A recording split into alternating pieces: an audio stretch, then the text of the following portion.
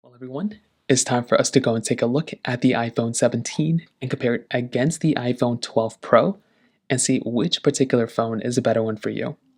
Now, in almost every single way, I'd probably tell you that both of these phones are very, very interesting. The 2020 flagship, in some ways, could be better than a 17, like the 2025, 2025, like mid tier phone. So let's go and see how they both compare. If you want to pick up either one of these particular phones, links will be down in the description below. You can get them from there, and you can help support the channel at the exact same time. Now, starting off with the outside of both these devices. The iPhone 12 Pro originally came out back in 2020. And when this phone originally came out, it was a very, very decent phone for the most part. It was the best iPhone Apple's ever made at that time. You can see it's giving you a pretty large type of display. It still looks pretty good. You're getting the notch up top, which is awesome. Not that great, but it's okay. A little bit of bezel all throughout it, but the phone itself still feels like a very expensive phone. It still feels very good. You have this like reflective side, like it's a beautiful type of phone. And I still think in a lot of ways, this is a phone that I would look at and still feel very good about owning because it still is like a very, very good phone without a doubt. It's 60 hertz, but it still feels like a very good phone, but it is 60 hertz, which is a downside. The 17, on the other hand, is significantly better in almost every single way. This phone is going to be giving you a 6.3-inch Super Retina XDR OLED display. So the screen itself is significantly better. It's a little bigger.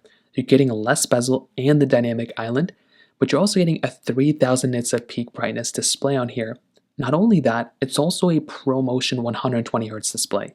This screen, without a doubt, is significantly better. If I'm about to go through and pick up a phone, this is without a doubt the one I would recommend buying for sure because it just holds up so much better from that particular perspective. Now, the rest of the phones, they're built out a little bit differently. You can see that the 17 is kind of this giving you this kind of like bland kind of feeling. The 12 Pro has way more character to it. It's reflective, which is really cool. Action button and camera button on the iPhone 17. The bottom of the iPhone 12 Pro has this lightning port. The 17 has a USB Type-C port.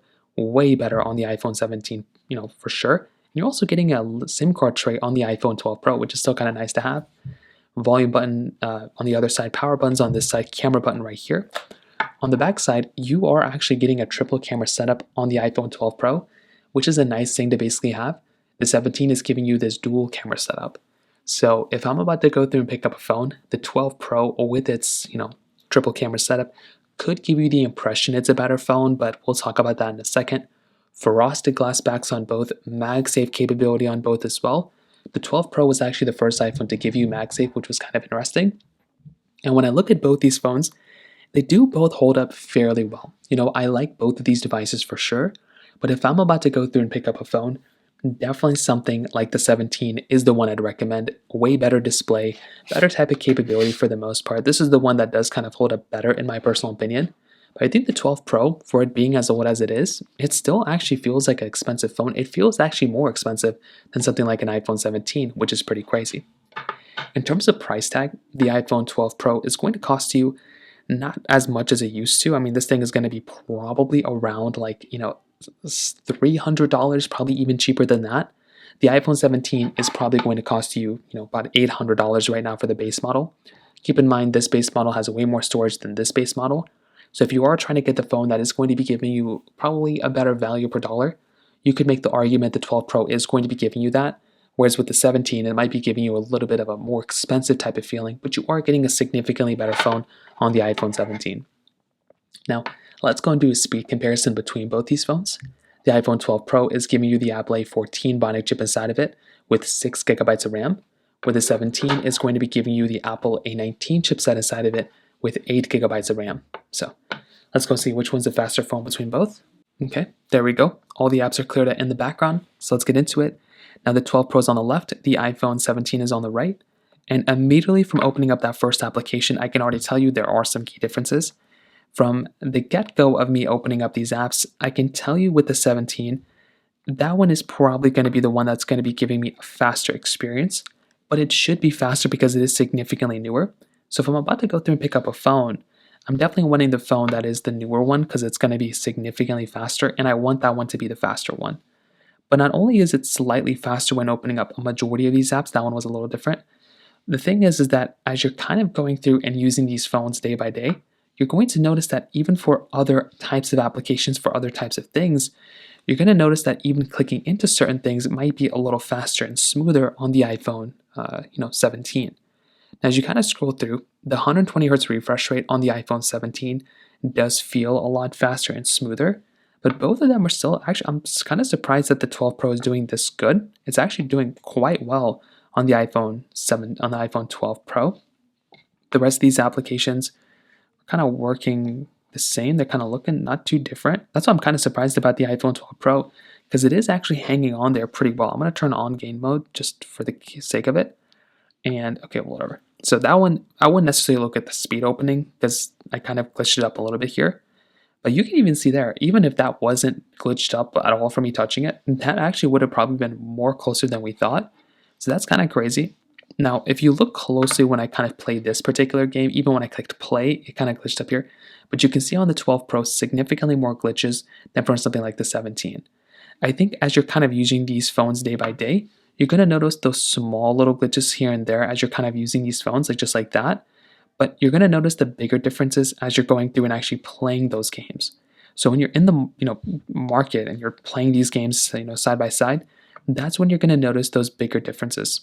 That doesn't necessarily mean I would go and upgrade from an iPhone 12 Pro to an iPhone 17 just because of that. But you are going to be getting a significantly faster phone, I would say, on the iPhone 17 overall. But you might not notice it like day by day depending on your usage. But if you're just like doing some basic usage on your phone, you probably don't need to upgrade, to be honest. But definitely the 120 hertz refresh rate here feels a lot better. Now, when it comes down to the cameras, this is also another key takeaway. So like I mentioned before, they're both giving you, different types of camera setups. The 12 Pro is giving you this triple camera setup. The 17 is giving you this dual camera setup. 4K 60 on the front and the back of both of them. So they both hold up pretty well when it comes down to that side. With a phone like the iPhone 12 Pro, this phone is basically going to be able to give you, a good solid experience. You're going to be getting 10x zoom here for the most part, and you're getting 0.5x zoom on the outside, which is pretty interesting. You're getting video mode, slow mo, time lapse. You're getting a lot of other cool things here for the most part, which is really nice. It isn't necessarily like the craziest type of camera, but you still get a couple of things here and there. But like I said, if you're trying to get a better type of feeling phone or a faster performing phone, the 12 Pro's camera I think is good. It's not perfect, but it's good. But when you take a look at other devices, like when you take a look at something like an iPhone 17, this camera, there's really not that much competition. This one's going to be giving you a significantly better type of experience. The 17 is basically going to be able to go through and give you 10x zoom on the inside, and it's going to be giving you 0.5x zoom on the outside. You're getting photo mode, video mode, slow mo, time lapse, cinematic mode. These are really, really cool things, and that's something I like a lot. You're getting portrait mode as well, spatial mode as well if you really want it. I will say the iPhone 17 also gives you center stage capability and dual capture mode, which is another really awesome thing. So getting center stage and getting dual capture, those are really cool things that I actually like a lot. And that is in and of itself going to be a really nice thing that I actually like a lot about these types of devices. So I feel like that right there is another really, really important thing. But I will say, to kind of sum up everything here for the most part, both of these phones, for the most part, as far as I can tell, they're both very decent, devices, right? The iPhone 17 clearly is the one I'd probably recommend more people to buy. This is a way better phone. It's more expensive, but it's a significantly better phone. I like this phone a lot. And if I'm in the market and I'm trying to go through and buy a device, this is the one that makes a lot more sense for me to recommend. The 12 Pro, I think if you own it and you're not complaining about it too much, so I'd probably just recommend keeping it. But if you're trying to go through and get another device, there's a lot of phones in between these that work out really well too. Phones like the iPhone 13 Pro, I think, is a good upgrade coming from the 12 Pro, 14 Pro, and 15 Pro. Those types of devices, I would still say, are really, really good ones to go and pick up, rather than the 12 Pro. So in terms of that covers that up there. If you have any other thoughts or questions, please let me know in the comment section below. Hit the like button, that would mean so much, but definitely hit that subscribe button. More importantly than everything else, I love every single one of you guys. Hopefully I'll catch you guys in the next video. Peace out till then.